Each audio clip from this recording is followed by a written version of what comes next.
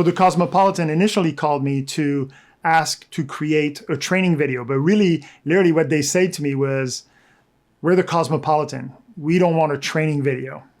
And so what they were saying is, we want a training video that represents who we are, that follows the brand, that continue that messaging of who the Cosmopolitan is, even though this was for internal purpose. And so what I did is I went online and kind of refreshed my memory of all their messaging, all the brand messaging that they've had out there. So I watched a lot of TV commercials, and that was the time where they were doing all their campaigns on the Cosmopolitan was the right amount of wrong. And so I wanted to use all those commercials as inspiration so that I could pitch something to them that would make sense. And one commercial I remember watching really stood out to me because they threw away kind of like all the rules of design. They had this thing where every word that was projected on the screen was of different color, different font, different size. And again, that's kind of unusual. Typically in design, you stick to a specific font, a specific color, a specific size.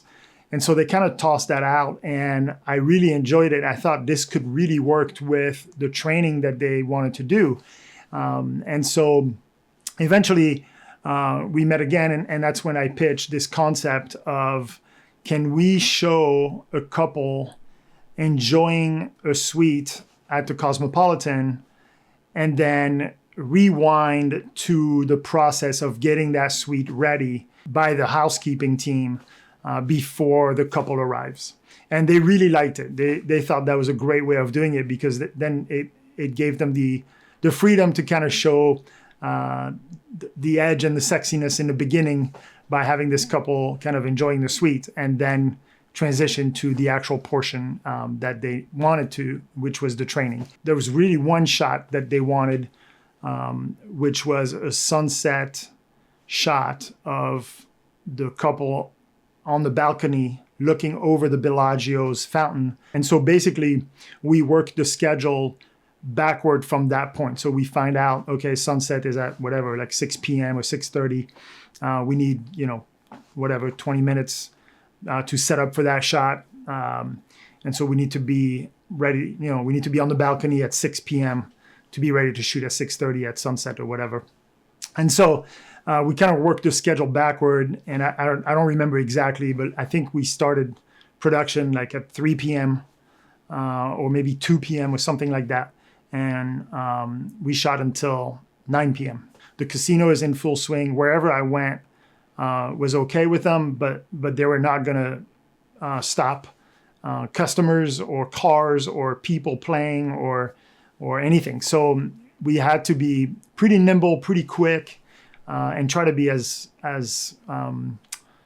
non-intrusive as possible, especially because I didn't want people to be staring at the camera. And so this was shot actually with a really small setup. This is a little older. So this is the Sony FS700 on a Ronin 1, the first really big Ronin. And I did those shots, like the car and them walking through the lobby. Those were the first things we did, and kind of got those out of the way before we went up to the suite. And I really didn't have too much of a concept of how I wanted to do the move. I just asked the driver to come straight at me, and I would move away from, I would move around, but for him to just keep coming and trust that I would get out of the way. And I've always enjoyed using the Ronin or any gimbal in a way that kind of goes over certain elements, just to kind of bring depth into the shots. And so I started, like the car started coming, and he was coming really slow, but I started going towards the car with the camera really, really low. And as the car came close, then I raised the camera to kind of have the hood go under the camera. And I found myself just going back down right where that headlight was without really thinking about it. And then when I saw it in the viewfinder, I was like, wow, this is perfect as far as using that light and the effect that it was giving me. So I believe that was shot with the 14 millimeter lens. And so I think I did that twice, maybe 3 times. It was shot in slow motion at 240 frames per second.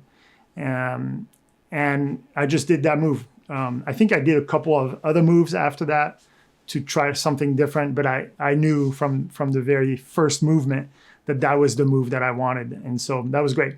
And then we just had the car pulled to the side, just got a really quick shot of the lady's feet coming out of the car.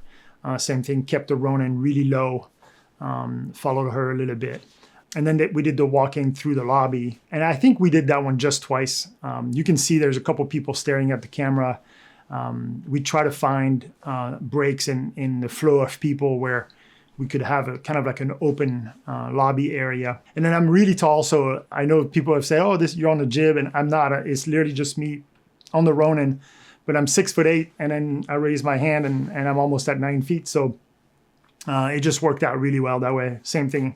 It was shot at 240 frames per second, and I don't believe I knew that I wanted to like ramp up the speed at that point. Like when I pitched the project, I don't believe I had that vision of wanting to change speed throughout the video, and I'll talk a little bit more about that in a second. But and so those were the first two shots. And after that, we just went up to the suite, and it, at that point it was fairly simple, pretty small space, but I needed like 3 or 4 shots of the couple getting ready to enjoy a glass of wine, being on the balcony for the sunset, getting into a bathtub. The shot of the towel in the hallway, I really don't like.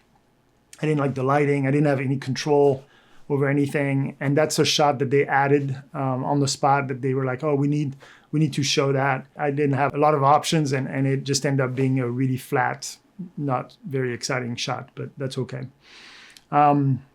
And then I was done with the 2 actors, and then I had 2 housekeepers. We went through their normal routine of like, okay, what do you typically do? And they have a very strict flow that they follow, and that was the training, right? Like they wanted to show, they call them loop, and you see in the video that I use the same term. So it shows loop 1, here's what you do, loop 2, here's what you do. And they had some very specific shots or very specific things that needed to get done outside of the loop. Like, for example, like the shot of the housekeeper like turning the remote. Those are intentional, like that. Those are the things that make the Cosmo is those items have to be in very specific position in the room when you come in. And so it was important for us to show all those small details. And so we used that rotation movement on all those close-ups. We were either on the gimbal or on the track. I had a small manual track. And then the post-production process started. And I think what happened, and it doesn't always work out that way, but sometimes it does, where pretty early on, especially with a project like that, I need to identify the soundtrack because that's kind of going to give me the rhythm of the edits. And so, it's that long process of going through songs after songs to kind of see what hit. And then I don't remember where I found it, but this, I listened to this song and I was like, this is it. And I'm sure a lot of you guys have experienced the same thing where you found the right song and right away, like that's the right song. So then it was really starting to build that first sequence based on that music, and realizing that a lot of those movement, especially when they're shot at 240 frames, are very long. Like that move across the car with the gimbal is very long. The ramping of the speed kind of played with that edge that the Cosmopolitan wanted to portray. We see her in slow motion, like we see her foot in slow motion coming out of the car. But as soon as that foot hit the ground, boom, it goes in accelerated motion for 2 things. One, to speed up the move and the shot, but to also keep up with the song, and then to add to the feel and the identity and the brand that the Cosmopolitan wanted to portray. And then using the fonts, colors, and size of the text for all the call of action that they wanted. All those were built on the beat of that particular song. And so it was a lot of work. I mean, it was tedious to hit all those beats. Hopefully that helps you. Hopefully that encourages you to continue to build yourself as an expert in your field so that you can express and talk to your clients in a way that make them feel comfortable as far as your level of expertise, knowing that they hire the right person, that you can deliver on the promise and on the expectation that they have. I think that's always been part of the success for me. It's to find ways to add value to my clients beyond just what they pay for. And so I would encourage you to continue to grow, continue to become experts in your field so that your clients feel comfortable hiring you for project after projects. They know that they're going to get more than what they pay for. And so that's kind of how I've run my business over the years. And so far it's been working. So anyway, thank you so much for watching until the end. I really appreciate it. And if you want to dive deeper into mastering the art of cinematography, make sure you subscribe to the channel and check out my online course on camera settings. It's designed to help you take full creative control of your image. Thanks for watching and happy filming.